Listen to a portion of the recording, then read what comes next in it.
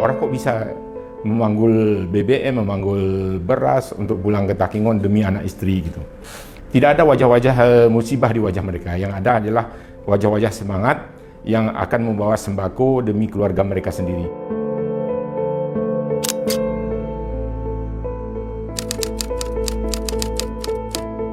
Saya aslinya dari Takengon, kebetulan keluarga masih di Takengon, dan anak saya tinggalkan di Takengon, kebetulan lagi SMP kelas 1. Kejadian hari Rabu itu sudah ramai di medsos paginya bahwa longsor di sana sini. Setelah itu kita tidak ada hubungan lagi. Pada saat hujan turun, posisi saya sebenarnya berada di kota Banda Aceh. Jadi sebagai orang tua, saya beserta istri kan khawatir nih dengan kondisi anak bagaimana gitu. Apalagi hubungan sampai beberapa hari tidak ada. Menunggu kabar dari Takengon, Rabu, Kamis juga tidak bisa lewat karena di Merdu juga katanya putus.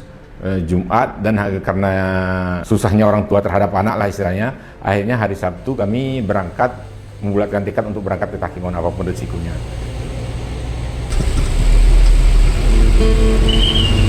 Nah, proses jalan ke Takengon itu ternyata awalnya kan kita tidak punya gambaran, hanya karena kata orang ya. Ternyata tidak full berjalan kaki, ada beberapa moda angkutan yang kita pakai, semacam truk, kemudian jalan, menyeberang, truk lagi, kemudian jalan lagi, pakai truk lagi, seperti itulah kondisinya. Akhirnya dalam tempo 2 hari, kita sempat bermalam di jalan, di masjid. Senin sore kita alhamdulillah sudah sampai di Takengon. Kalau hari normal kita kan berangkat pagi jam 9 dari Banda Aceh, biasanya kita setelah asar atau jam 5-an kita sudah sampai di Takengon gitu, dengan keadaan roda 4. Nah sekarang kan kendaraan roda 4 tidak bisa tembus ya, karena ternyata akses ke Takengon itu 7 jembatan yang putus itu. Jadi 7 jembatan itulah yang menjadi kendala untuk kendaraan. Kalau longsornya biasanya kalau biko atau alat berat sudah masuk, itu biasanya pengerjaannya nggak nyampe beberapa hari udah selesai. Cuma karena jembatan yang banyak rusak, sehingga mungkin itu yang membuat akses ke sana terisolir. Jam 8 kita berangkat dengan truk, kemudian karena tidak bisa lagi truknya lewat, jalannya sudah maksimal, kita akhirnya jalan kaki untuk ke jembatan Alulimeng namanya sana. Nah, jembatan itu yang naik tangga tinggi, kemudian menyeberang hanya bisa untuk 5 orang per 5 orang karena jembatannya sudah agak mau rubuh gitu. Nah dari situ balik lagi ke ujung jembatan yang satu lagi yang di Tebing Mane. Nah itu perkiraan waktu kita kemarin, kita menghabiskan waktu dari jam 8 sampai jam 2, 6 jam untuk nyebrang itu saja. Nah kemudian ada beberapa tempat yang memang kita ada tumpangan, saya semacam truk sawit, truk dump truck gitu kan. Nah sebagian lagi kita harus berjalan kaki karena kondisi.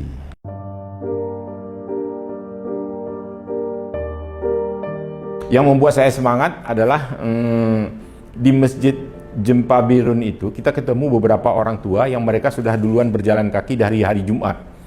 Dari Jumat mereka nyampe di hari Minggu pagi atau sebagian malam minggunya, dan mereka semangatnya itu untuk menjemput anak-anak mereka yang ada di pesantren di wilayah Birun sampai wilayah Pidijaya gitu kan, sekitaran itu yang membuat kami semangat.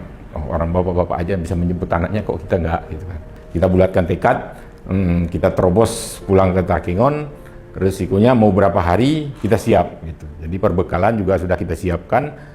Ternyata kondisi bukan tidak lebih baik, BBM sudah mulai langka, kemudian gas juga sudah hampir tidak ada gitu kan, listrik padam, sinyal putus. Jadi teman-teman yang menghubungi saya, istilahnya saya mau melapor juga kondisi juga tidak bisa akhirnya. Di Takengon itu kita kesana kemari jalan kaki.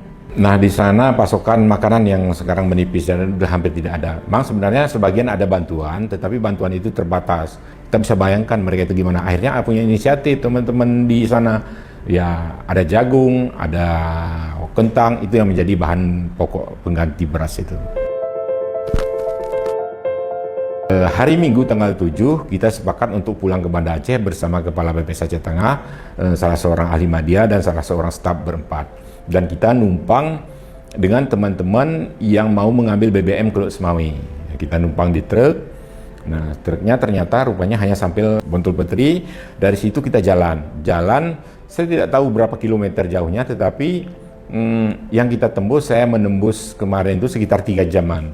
Yang kita dapati selama di perjalanan itu, Kita kan dari Buntul Petri ke Kem namanya, ada satu desa di desa terakhir di daerah Bener Meriah, itu menjadi posko orang mengantar BBM dan sembako.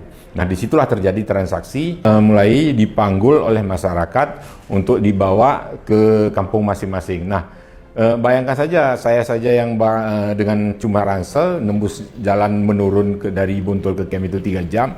Mereka itu nggak kebayang bagaimana membawa sembako dan membawa BBM dari Kem ke Buntul itu, karena jalannya menanjak. Setelah berjalan kita sekian lama, sampailah dari Buntul ke Kem, itu baru di Kem kita dijemput oleh tim Aceh Utara untuk kemudian kita diantar ke Gandapura untuk menyeberang ke Birun. Nah, akhirnya alhamdulillah pas dekat maghrib kita sudah menyeberang ke Birun. Dari Birun, tim Birun sudah menjemput kita untuk selanjutnya kita bisa pulang menuju kota Banda Aceh.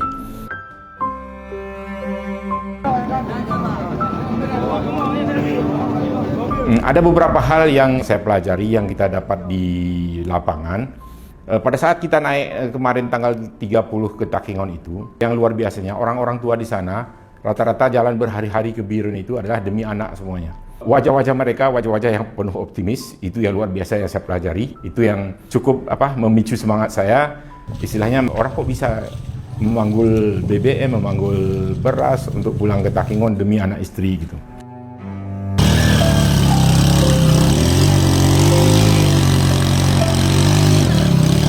Itu ya sekilas dari perjalanan saya. Keluarga yang ada di Takengon juga kita berharap mereka dapat tabah untuk menghadapi musibah ini, karena musibah bukan hanya di kita, juga terjadi di beberapa provinsi yang lain.